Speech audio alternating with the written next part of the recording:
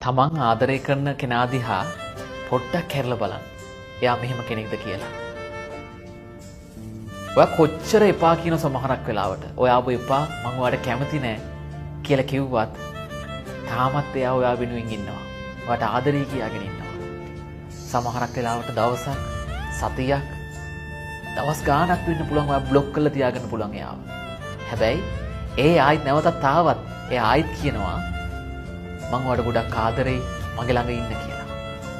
උතර හිතන්න එයා තමයි ඔයාට ඇත්තටම ආදරය කරන කෙනා.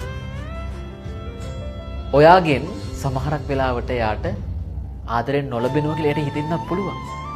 ඒ නොලැබුණත් ආදරේ එයා බලාපොරොත්තු වෙන ආදරේ ඔයාගෙන් නොලැබුණත් එයා මහා මෙරක් විදිහට ඔයාට ආදරය කරනවා.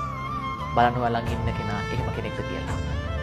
කොච්චර රණ්ඩුණත් මොන නොගැලපීම තිබ්බත් මොන ප්‍රශ්නය ආවත් හැම ප්‍රශ්නෙටම ඉදිරිපත් වෙලා ඔයාට ආදරේ කියනවා. එයා ඔයාගෙන් ආදරේ කියලා වචනේ අහන්න ඔයාගෙන් ආදරේ ලබන්න කොච්චර දේවල් කරනවද? හිතලා බලන්න පොඩ්ඩක්.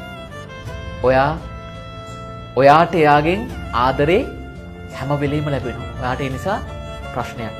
හැබැයි එයාට මොන දේ නොලැබුණත් එයා තාමත් ඉන්නවට තියෙන ඇත්තම ආදරේට. කිසි දෙයක් බලාපොරොත්තු නොවි.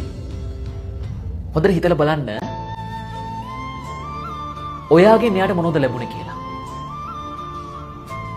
එයා කොච්චර දේවල් වඩ කළාද නැද්ද?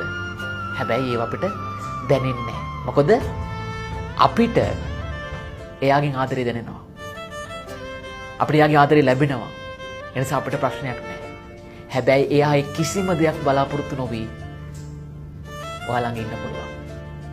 හොඳට හිතලා බලන්න ඔයාගේ ළඟ ඉන්න පෙන්වතා එහෙම නැත්නම් පෙන්වතිය මෙහෙම කෙනෙක්ද කියලා.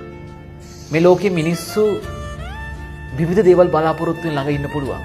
හැබැයි ඔයාගේ පෙන්වතා එහෙම නැත්නම් පෙන්වතිය ඔය කිසිම දෙයක් බලාපොරොත්තු නොවි ඔයාගේ ආදරය කියන වචනෙට ඒක ලබන්න ඒ වචනේ අහන්න කොච්චර කැපකිරීම කළාද හිතලා බලන්න.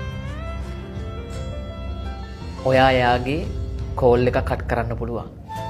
මැසේජ් එකක් සීන් කරලා පස්සේ වැඩක් කරන අතරේ පස්සේ රිප්ලයි එකක් දානවල හිතන් ඉන්න පුළුවන්. හැබැයි හිතන්න එයා ඔයාගෙන් මැසේජ් එකක් ආවොත් කෝල් එකක් ආවොත් කොච්චර ඉක්මනට ඔයාට පිළිතුරු දෙනවද කියලා ආන්සර් කරනවද කියලා.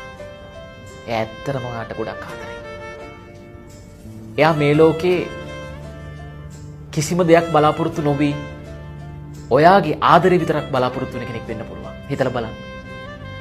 ඔයාගේ පෙන්වතා එහෙම නැත්නම් පෙන්වතිය මේ වගේ ආදරය කරන කෙනෙක්ද කියලා.